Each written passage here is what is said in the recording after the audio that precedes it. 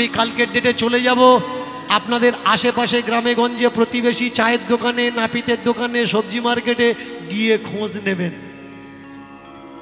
আমি বলেছিলাম ফালতু কথা বলে, দেখেছিস তো ফালতু কথা বলল, তোরা শুনলি, কেউ প্রতিবাদ করলি না ভাই।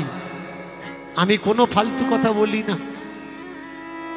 আমি যতগুলো কথা বলি, যারা আমাদের কীর্তন শোনে তারা প্রত্যেকেই জানে উইদাউট রেফারেন্সে আমি কোনো কথা বলি না। আর রেফারেন্স শুধু সেই দিতে পারে যে পড়ে রেখেছে, পড়াশুনো করেছে। বিনা পড়ার মানুষ সে কখনো রেফারেন্স দিতে পারে না। তুমি গোলাম কেন? কারণ তুমি পড়নি, জানোনি, তাই আগে বাড়োনি। ভালো করে মন দিয়ে শুনবে।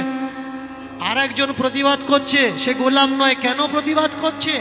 সে পড়েছে, জেনেছে, আগে বেড়েছে, তাই তার ভিতরে প্রতিবাদের ভাষা এসেছে, তাই সে প্রতিবাদ করছে। আমাকে অনেকে বলে এই সব কথা বলার জন্যে অন্য স্টেজ কীর্তনের স্টেজ নয়। বলুন তো মায়েরা, আপনার ছেলে, আপনার কোলের বাচ্চা কোথাও গিয়ে কারোর কোলে যদি পায়খানা করে, আপনি পরিষ্কারটা কোথায় করবেন? যার কোলে পায়খানা করেছে সেটা পরিষ্কার করবেন, নাকি অন্য জায়গায় পরিষ্কার করবেন? নিশ্চয়ই না। বাচ্চা যেখানে পায়খানা করে সেখানে পরিষ্কার করতে হয়। আমাদের সমাজে এত অন্ধকার কেন? ধর্মের নাম করে এই জায়গায় ধর্ম নামক পায়খানা এত করে রেখেছে, সেই পরিষ্কার করার দায়িত্ব কারণ না কারোর তো নিতে হবে। সেই দায়িত্ব আমি মাথায় করে নিয়েছি, তাই তো যেখানে পায়খানা সেখানে আমি পরিষ্কার করছি। আমাকে অনেকে বলেছে ও ঠাকুর নাম ধরে ভণ্ডামি করছে। ও কি ঠাকুর? ও টাইটেল ঠাকুর নয়। ও টাইটেল নাম ধরে নিজের টাইটেলে কীর্তন করুক না, দেখি তাহলে দেখি কি করে ওর কীর্তন মানুষ শোনে। না ভাই, চকলেটে কাগজ মাইনে রাখে না, চকলেটে বারুদ মাইনে রাখে। নাম কোনো মাইনে রাখে না, বিচার মাইনে রাখে। আমাকে অনেকে জিজ্ঞাসা করে আপনার জাত কি? আমি বলে দেবো আমার জাত কি। জোরে বলুন। আমি জাতিতে মেথর। মেথরকে যে আপনার বাড়ির সামনের ড্রেন পরিষ্কার করে, যে আপনার বাড়ির পায়খানার চেম্বার পরিষ্কার করে, তাকে কি বলে? মেথর বলে। আমি মেথর। আমাকে অনেকে বলে আপনি এত টাকা নেন কেন? আমি তাদের বলি, যার চেম্বার যত বেশি গাড্ডা, যত বেশি ময়লায় ভরা, সেই চেম্বার পরিষ্কার করতে আমার অত টাকা লাগে। যাদের ছোট ছোট চেম্বার, ওতে বেশি টাকা নিই না। কিন্তু যাদের ফ্যামিলি বড় বড় ময়লা ভর্তি করেছে, সেই সব চেম্বারগুলো পরিষ্কার করতে আমি বেশি পয়সা। আপনাদেরকে কিভাবে গোলাম বানানো হচ্ছে? দীনকৃষ্ণ ঠাকুর ঊর্জা জেনারেট করে।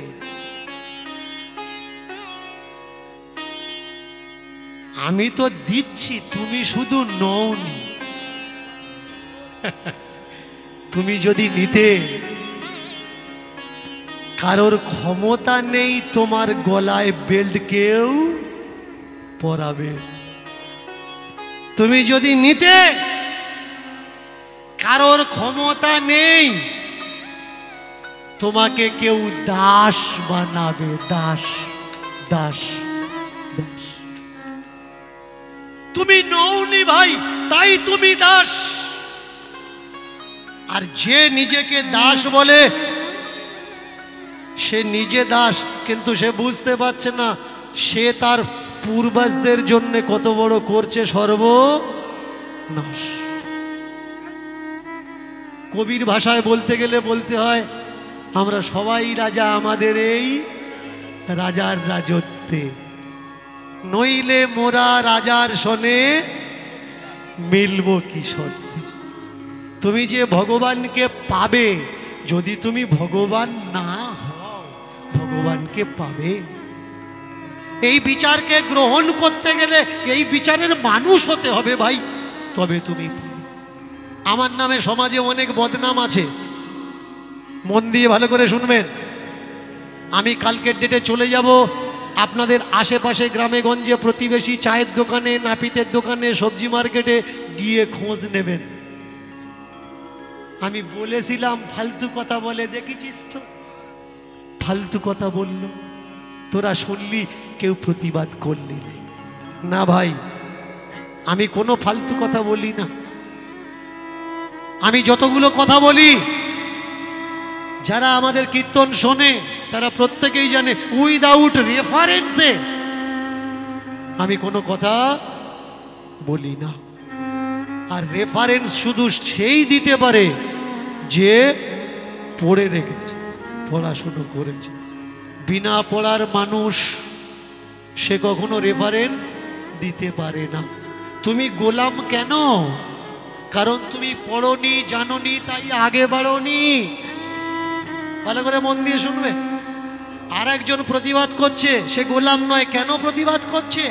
সে পড়েছে, জেনেছে, আগে বেড়েছে, তাই তার ভিতরে প্রতিবাদের ভাষা এসেছে, তাই সে প্রতিবাদ করছে। আমাকে অনেকে বলে এই সব কথা বলার জন্যে অন্য স্টেজ কীর্তনের স্টেজ নয়। বলুন তো মায়েরা, আপনার ছেলে, আপনার কোলের বাচ্চা কোথাও গিয়ে কারোর কোলে যদি পায়খানা করে, আপনি পরিষ্কারটা কোথায় করবেন? যার কোলে পায়খানা করেছে সেটা পরিষ্কার করবেন, নাকি অন্য জায়গায় পরিষ্কার করবেন? নিশ্চয়ই না। বাচ্চা যেখানে পায়খানা করে সেখানে পরিষ্কার করতে হয়। আমাদের সমাজে এত অন্ধকার কেন? ধর্মের নাম করে এই জায়গায় ধর্ম নামক পায়খানা এত করে রেখেছে, সেই পরিষ্কার করার দায়িত্ব কারণ না কারোর তো নিতে হবে। সেই দায়িত্ব আমি মাথায় করে নিয়েছি, তাই তো যেখানে পায়খানা সেখানে আমি পরিষ্কার করছি। আমাকে অনেকে বলেছে ও ঠাকুর নাম ধরে ভণ্ডামি করছে। ও কি ঠাকুর?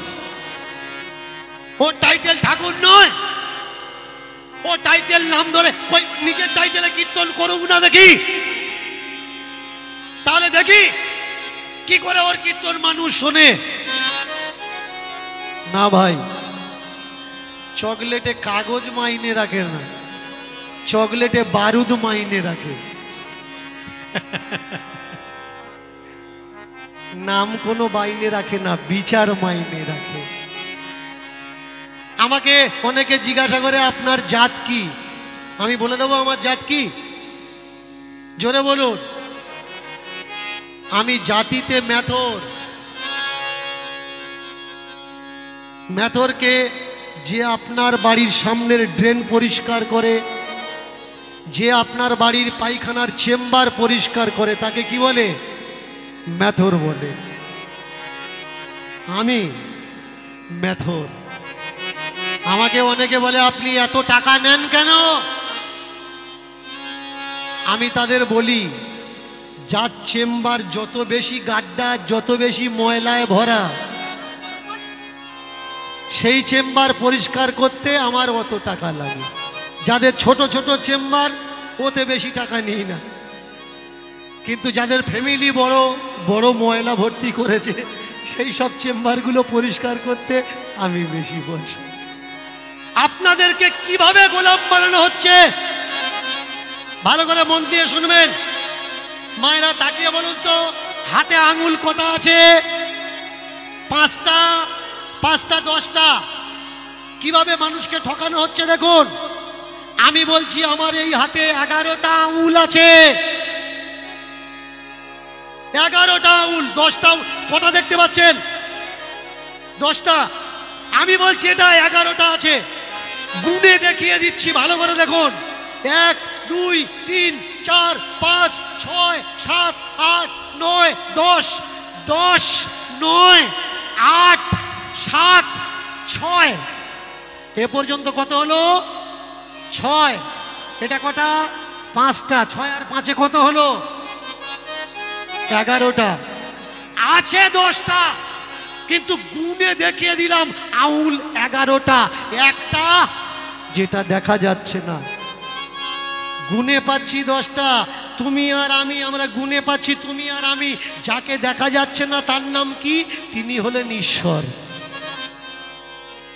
গিনতিতে আমাদের ভিতরে গুণে দেখুন গুণে পাবেন কিন্তু একজন আছে কিন্তু তাকে গোনা যাচ্ছে না সেটাকে তার নামই হলো ঈশ্বর আর এই হলো ব্রাহ্মণ্যবাদী চক্রান্ত হিসাবের ঘোর ফের আপনাকে বলা হচ্ছে এই এখন বল আছে অনেক চাতুরি করলি অনেক কায়দা মারলি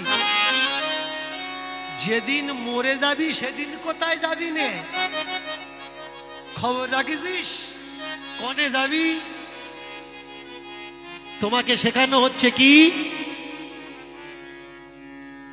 হিসাবের বাইরে কোথায় যাবি রে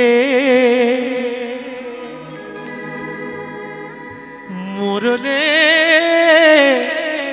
সবই মাটি হবি রে